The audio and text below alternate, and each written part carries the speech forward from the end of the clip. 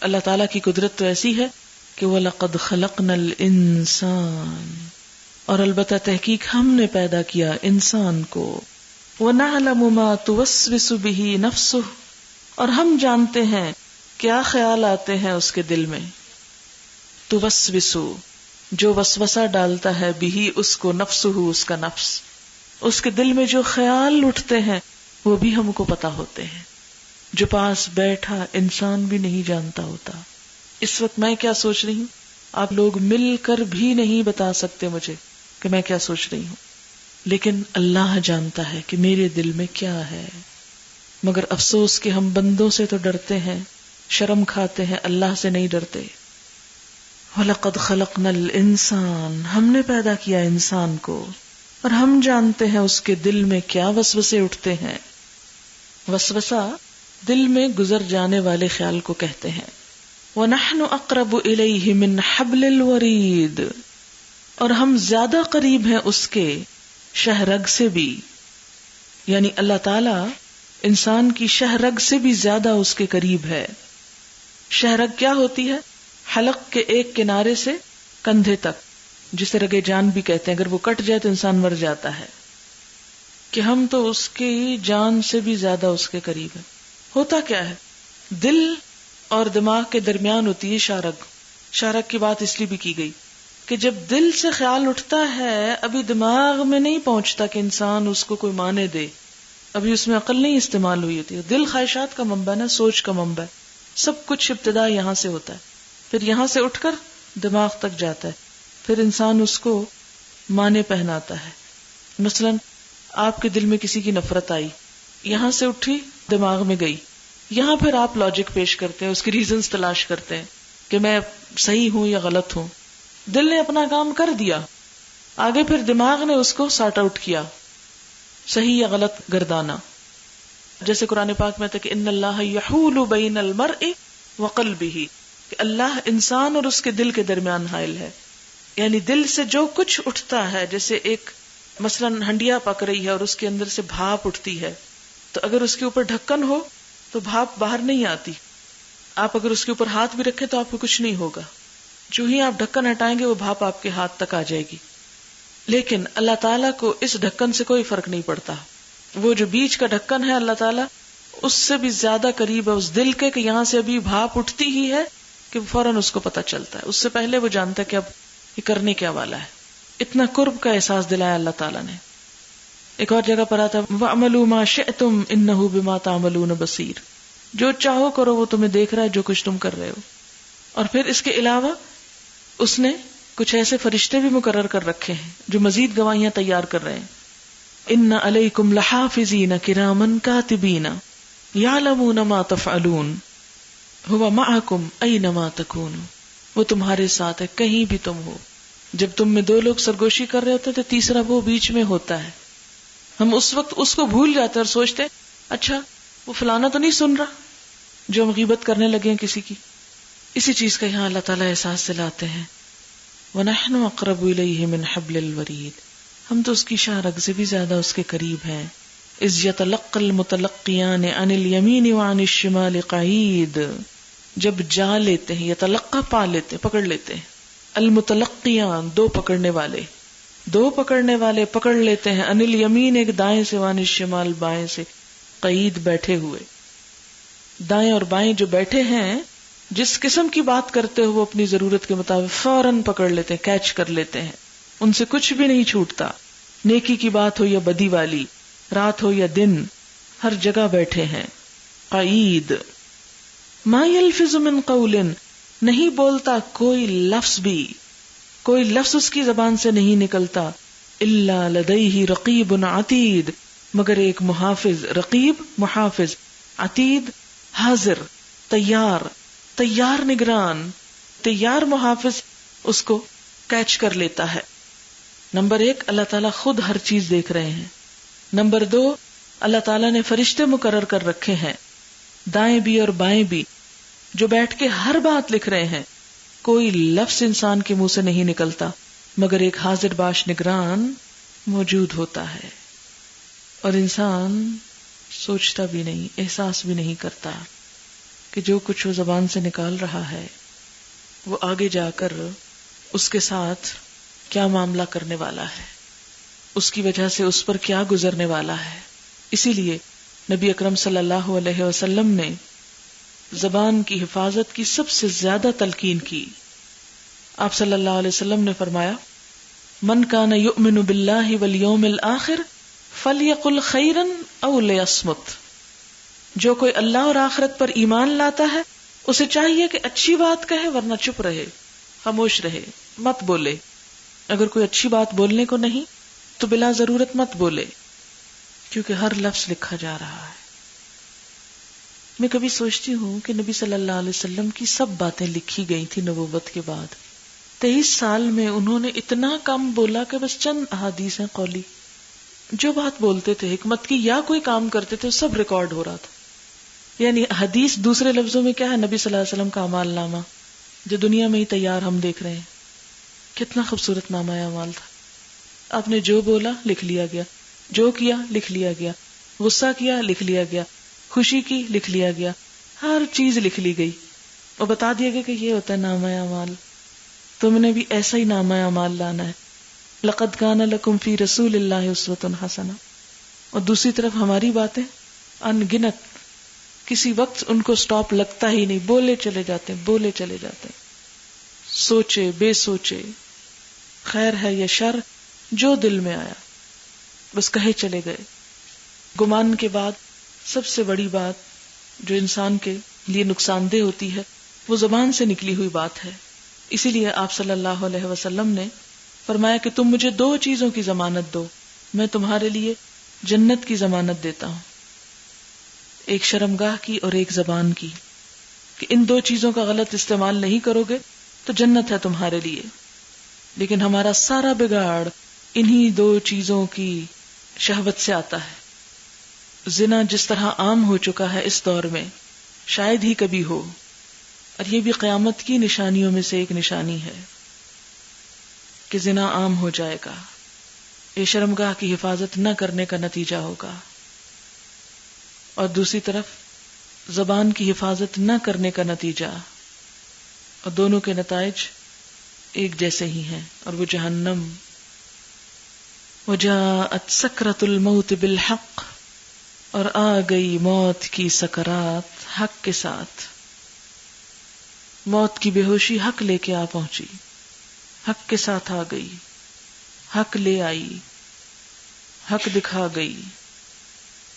سکرت، سکرات، مسکر، یہ نشے کو کہتے ہیں. نشے میں جیسے انسان کے ہوش و حواس نہیں رہتے، تو موت کے وقت جب انسان بے ہوش سا ہو جاتا ہے، دنیا سے اس کی نظریں پھرنے لگتی ہیں، تو اس کو آخرت کی حقیقت نظر آنے لگتی ہے، اس کو اپنے انجام کی حقیقت نظر آنے لگتی ہے، اپنا انجام سامنے نظر آنے لگتا ہے.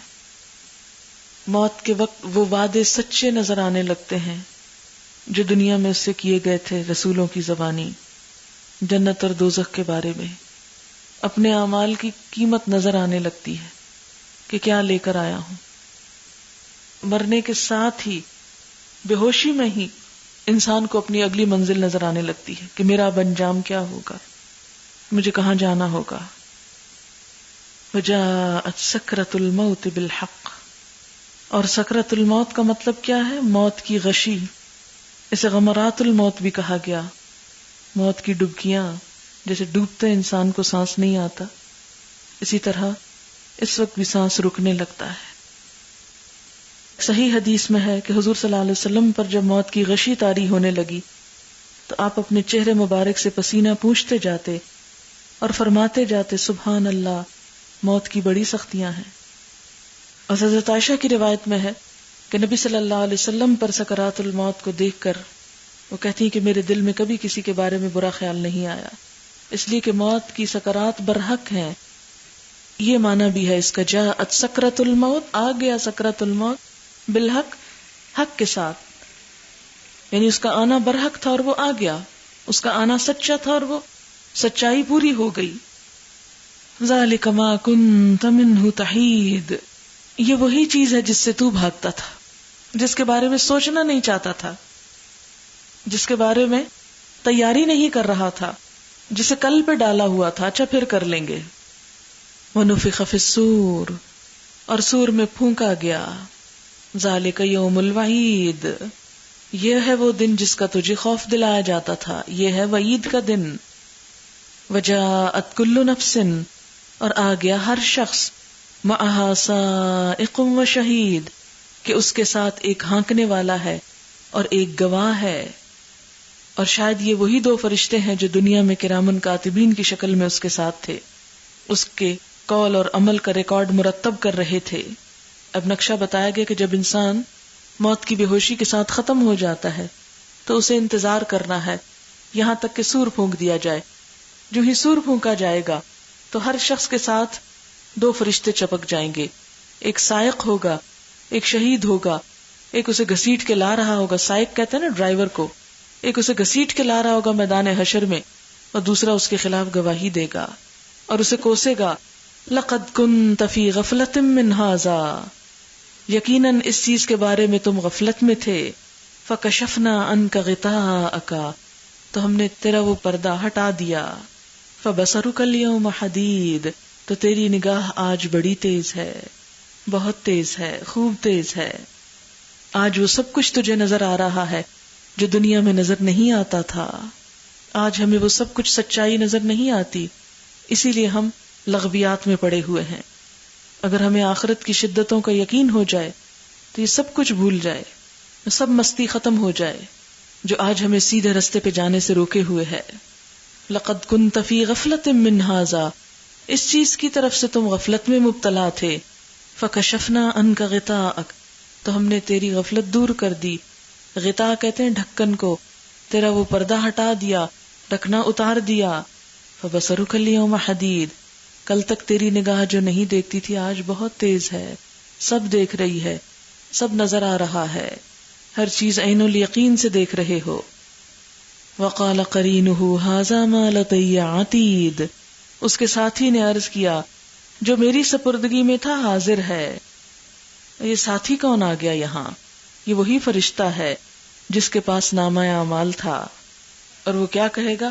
ہاذا ما لدی عتید، یہ جو میرے پاس اس کا نامہ اعمال تھا وہ تیار ہے، حاضر ہے. القیا فی جہنم کل کفار عنید، حکم دیا گیا، اللہ تعالیٰ نے فرمایا کہ پھینک دو جہنم میں ہر کٹے کافر کو. اب القیا جو ہے دو کے لیے استعمال ہو رہا ہے، تم دونوں پھینک دو. اب یہ کون ہے؟ یہ دونوں وہی معہا سائق و شہید. قبر سے نکلتے ہی دو پولیس مین نے پکڑ لیا اس مجرم کو. اب انہیں دو سے کہا جا رہا ہے اسے پکڑے رکھو اور لے جا کے جہنم کے حوالے کر کے آؤ. کل کفار، ہر کافر کو، پکے کافر کو، فعال کے وزن پر، سخت کافر، عنید، اناد رکھنے والا، حق سے دشمنی رکھنے والا، مناع للخیر، بھلائی سے خوب روکنے والا، اچھے کام سے روک دینے والا، معتدن، حد سے نکلنے والا، مریب، شک میں پڑا ہوا، شک کرنے والا، شک میں ڈالنے والا. الذی جعل مع اللہ الہا آخر، جس نے اللہ کے ساتھ کچھ اور الہ بنا رکھے تھے. فالقیاہ فی العذاب الشدید، دونوں ڈال دو اس کو سخت عذاب میں. بات یہ ہے کہ جو شخص خود کنفیوز ہو، اگر آپ اس سے کوئی بات پوچھے تو وہ آپ کو بھی کنفیوز کر دے گا. یہاں مریب کا بھی یہی معنی ہے کہ وہ خود بھی حق تعالی کے بارے میں، آخرت کے بارے میں شک میں تھا، اور اس کا یہ شک دوسروں کو بھی شک میں مبتلا کر رہا تھا. اسی لیے علم صرف اس سے حاصل کرنا چاہیے کہ جو اپنے علم کے بارے میں دلیل بھی رکھتا ہو اور یقین بھی رکھتا ہو. جو خود شک میں ہو اس سے مسئلہ نہیں پوچھنا چاہیے. الذی جعل مع اللہ الہا آخر، وہ جس نے اللہ کے ساتھ دوسرے الہ بنا لیے. فالقیاہ فی العذاب الشدید، ڈال دو اسے سخت عذاب میں. قال قرینہ، اس کے ساتھی نے کہا، کون ہے یہ؟ شیطان مراد ہے یہاں. ہر انسان کے ساتھ ایک شیطان بھی اس کا ساتھی ہے. ربنا ما اطغیتہ، اے ہمارے رب میں نے اسے نہیں سرکش کیا، ولکن کان فی ضلال بعید، یہ کھلی گمراہی میں تھا. کیونکہ شیطان کا زور کس پہ چلتا ہے؟ ان عبادی لیس لک علیہم سلطان، میرے بندے ان پہ تیرا کوئی زور نہیں چلے گا. جو اللہ کی طرف رجوع کر لیتا ہے، جو اللہ کا نام لیتا ہے، جو ہر موقع پہ اللہ کو یاد کرتا ہے، شیطان اس کا کچھ نہیں بگاڑ سکتا۔ اگر ہم کسی بھی وقت شیطان کو بلیم کرنے لگے کہ یہ چیز شیطان کی وجہ سے، شیطان نے یوں کیا، شیطان نے وہ کیا، تو بات یہ ہے کہ آپ ہی کمزور ہیں کہ شیطان آپ پہ حملہ کر رہا ہے۔ آپ اس کو راستہ نہ دے بھلے وہ کیسے آ سکتا ہے۔ شیطان کا کام تو بہکانا ہے، جیسے چھری کا کام کاٹنا ہے، اور اگر آپ کو پتا ہے چھری کاٹتی ہے تو آپ کیوں ہاتھ پہ مار رہے ہیں؟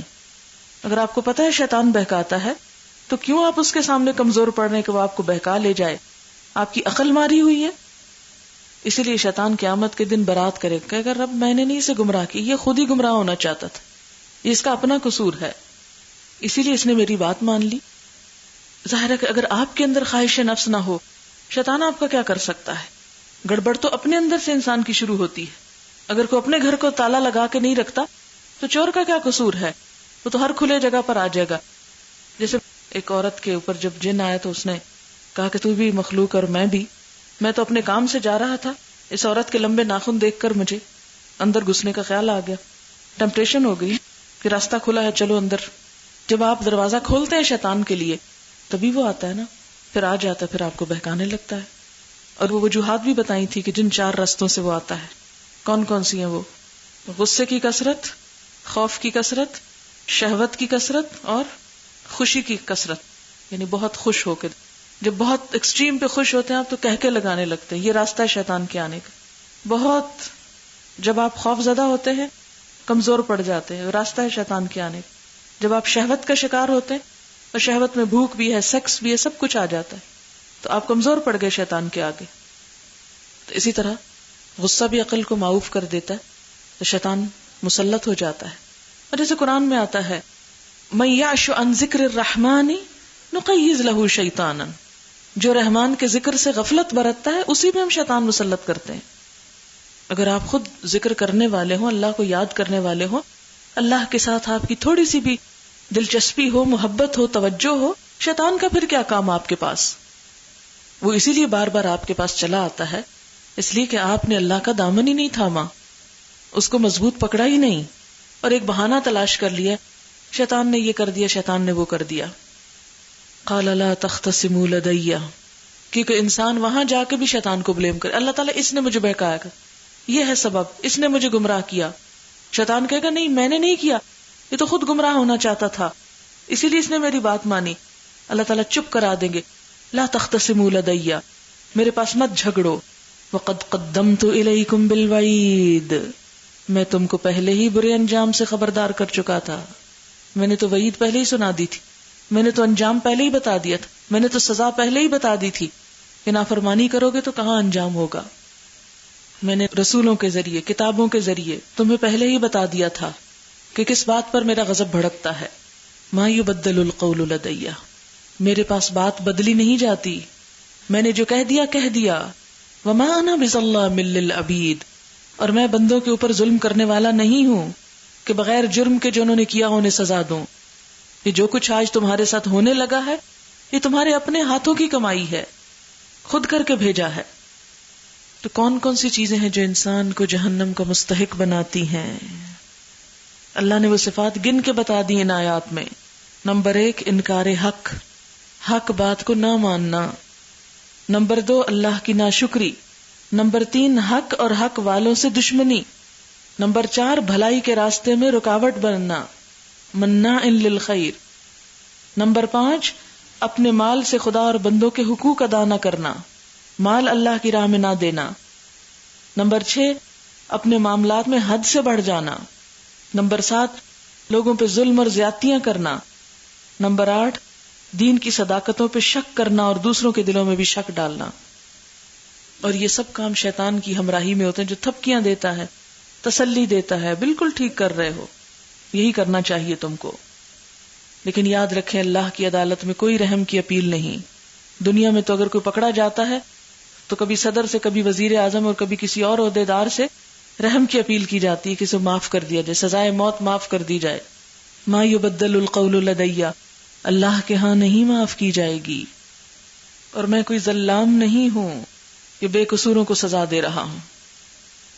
یوم نقول لجہنم هل امتلأت جس دن ہم جہنم سے کہیں گے کیا تو بھر گئی؟ سورۃ حامیم سجدہ میں آپ پڑھ چکے ہیں. اللہ تعالیٰ نے فرمایا لَأَمْلَأَنَّ جَهَنَّمَ مِنَ الْجِنَّةِ وَالنَّاسِ أَجْمَعِينَ، میں ضرور بھر دوں گا جہنم کو جنوں اور انسانوں سب سے. کوئی پرواہ نہیں مجھے کون کون جاتا ہے اس میں. ہماری کوئی رشتہ داری ہے اللہ تعالیٰ کے ساتھ کوئی چھوڑ دے گا ہم کو؟ یوم نقول لجہنم هل امتلأت، اتنے ڈالوں گا کہ لگے گا بھر گئی، اور میں پوچھوں گا بھر گئی تو؟ وتقول هل من مزید، اور وہ کہے گی کیا اور بھی ہیں، اور بھی لے آئیں، میں جگہ بنا لیتی ہوں اپنے اندر. اور دوسرا معنی کہ جب جہنم کو بھر دیا گیا تو اس سے پوچھا گیا تو بھر گئی، تو وتقول هل من مزید، وہ پریشان ہو کے کہے گی ابھی اور بھی ہیں.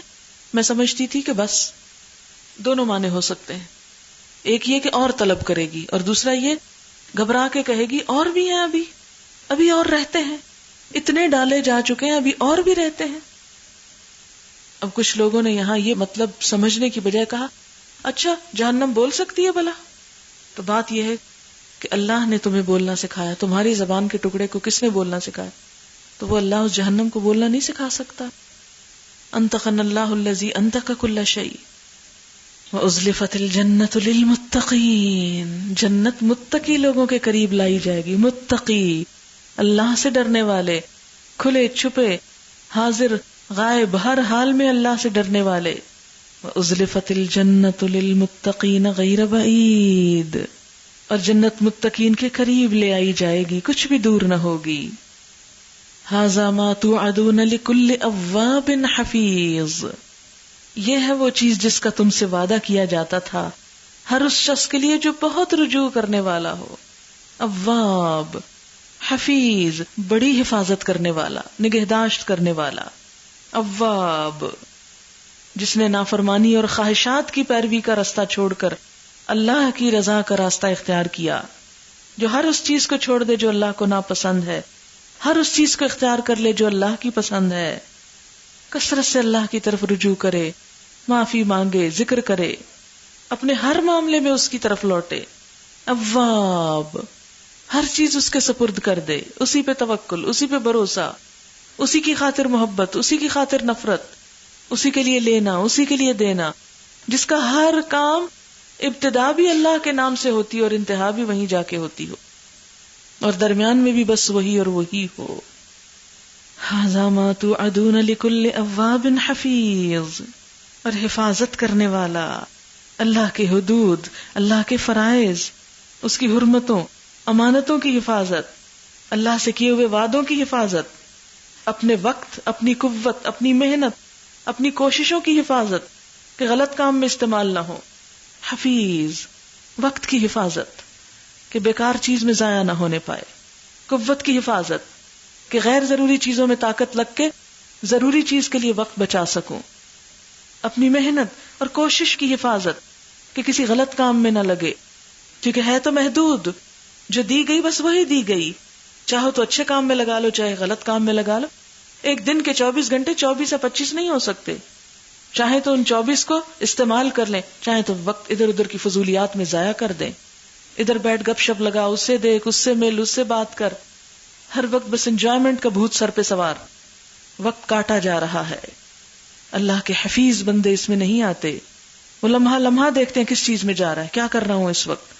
وہ زبان کی حفاظت کرنے والے، وہ نگاہوں کی حفاظت کرنے والے، وہ شرم گاہوں کی حفاظت کرنے والے، وہ دلوں کی حفاظت کرنے والے کہ برے خیالات اس میں نہ گھر کر جائیں، وہ اپنے اعمال کی حفاظت کرنے والے. جنت ان کے لیے ہے. اواب حفیظ. اور ذرا ادھر ادھر ہونے لگے فوراً پلٹیں اصل کی طرف، فوراً لوٹیں کہ نہیں یہ ہماری جگہ نہیں، یہ ہمارے کرنے کا کام نہیں. کیونکہ جس کے اندر پلٹنے کا جذبہ ہوگا، اواب جو پہلے نمبر کی خصوصیت ہے، وہی حفیظ ہو سکتا ہے. جو اواب نہیں وہ حفیظ بھی نہیں. جو پھسل کے اٹھنا نہ جانے اور پھر پھسلتا ہی چلا جائے، دلدل میں ہی گھستا چلا جائے، جنت اس کے لیے نہیں ہے. وہ تو پھر گہرائیوں میں جا کے جہنم کے گڑھے کے لیے ہی ہے.